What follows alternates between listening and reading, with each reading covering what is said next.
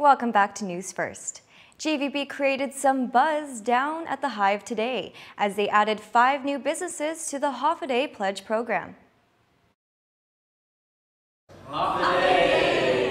As part of their efforts to spread the holiday spirit through a pledge, the Guam Visitors Bureau signed on 5 businesses during their signing ceremony held at the Hive Guam in Tamuning.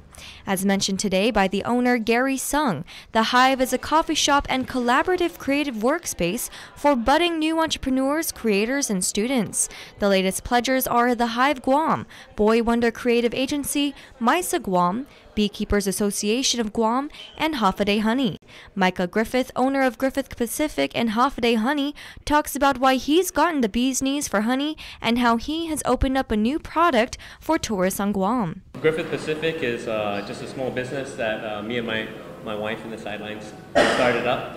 And what we are doing is we're sourcing and we're actually even making products here on Guam that are Guam inspired or themed, and we were first focusing this on the tourist market, and then that kind of led me into the branch of honey because the tourists really wanted the US grade A honey, and then that's kind of how I got the bug, and then I got real interested in honey and then was invited to join the Beekeepers Association, and now I'm raising my own bees as well.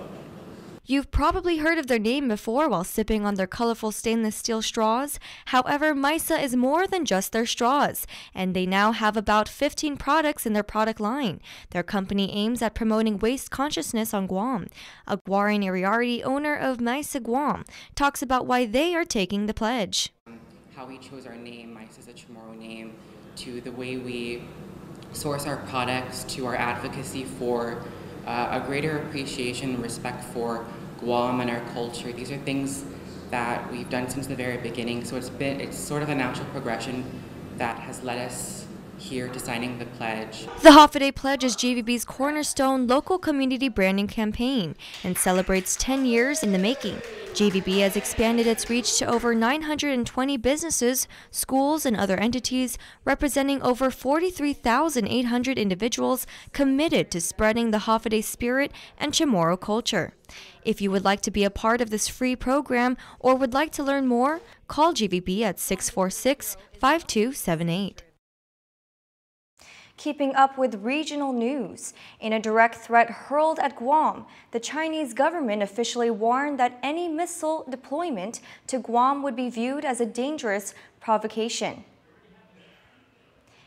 In an article by the agency France Press News Agency, China's foreign ministry threatened Guam directly, stating that any deployment in Guam around 1,875 miles from Shanghai on China's east coast would be viewed as a very provocative action and the part of the U.S., and it could be very dangerous. The statement was attributed to Fu Kong, the director of arms control at the Chinese Foreign Ministry, who was reacting to speculation that the U.S. would deploy ground-based intermediate-range missiles on Guam.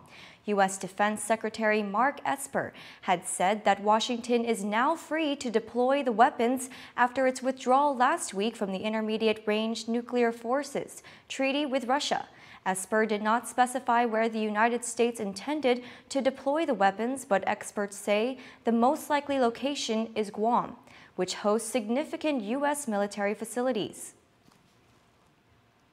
Hoping to build upon a stronger public-private partnership between Guam and India, Consul General of India Sanjay Panda is on island to meet with different government and private sector leaders. So thank you, friends. Thank you for having me. Really touched. Thank you.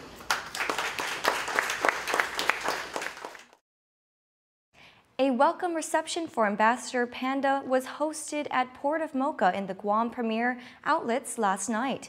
This is his first time to Guam and meeting the island's vibrant Indian community.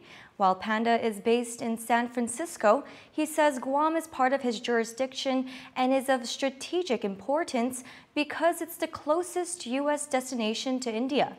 He looks forward to working with Governor Lou Leon Guerrero and the private sector to develop partnerships and also looking into industries like aquaculture.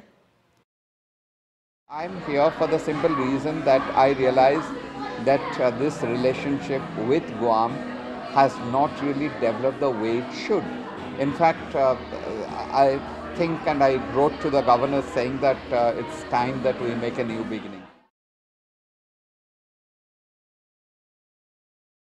Panda adds that he is glad to see Guam's tourism industry thriving. He is also planning to visit Saipan tomorrow. It's now time to take a look at the newest movies to hit the big screen with Take-Two coming attractions and movie guide Tony Watley II. Take-Two Coming Attractions is brought to you by Pizza Hut. We're taking pizza to where it's never been before, and Bank of Hawaii.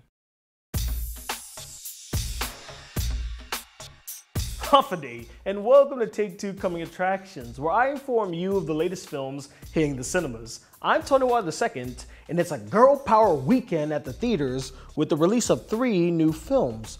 The horror film Scary Stories to Tell in the Dark, the crime drama The Kitchen, and the adventure film Dora and the Lost City of Gold. Based on a series of children's horror books, Scary Stories to Tell in the Dark follows a couple of teens who enter an abandoned house and find a book of scary stories. They soon discover that these stories are more than just fiction. Based on an obscure comic book series, The Kitchen follows the wives of New York gangsters who operate their husbands' rackets and deal with the mob's threats left and right.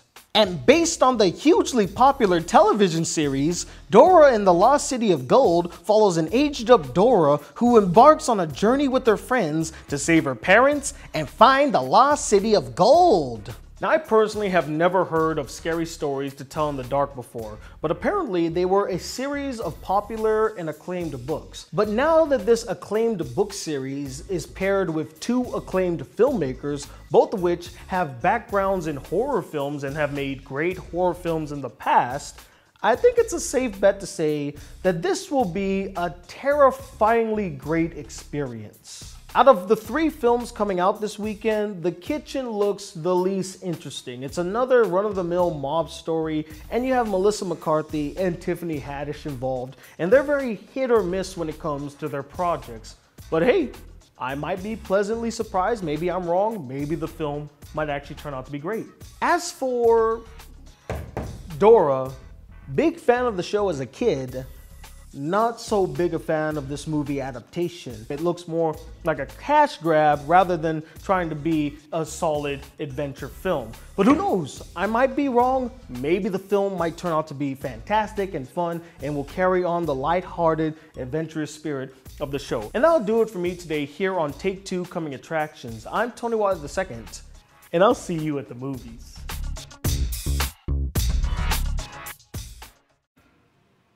It's now time for your local weather forecast.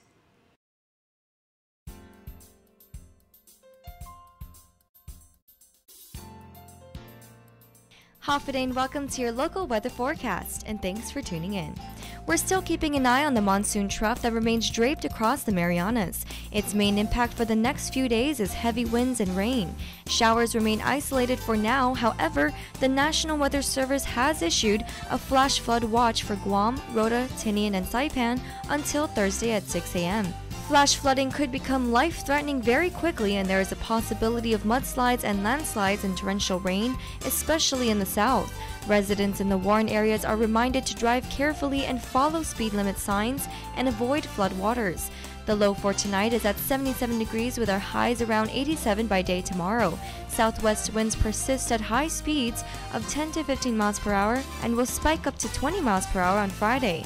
It will also get a bit warmer on Friday with our highs at 88 degrees and lows around 79 by evening. Humidity levels will be high, so remember to stay hydrated. NWS has also issued a high surf advisory until Saturday 6 a.m. Any beach plans should be avoided as the waters are in dangerous swimming conditions. A small craft advisory has also been issued until Friday night. Inexperienced mariners, especially those operating smaller vessels, should avoid sailing in these conditions. And that's all for this evening's weather forecast. Enjoy the rest of your evening, and don't forget to tune in every weeknight for more updates. Adios!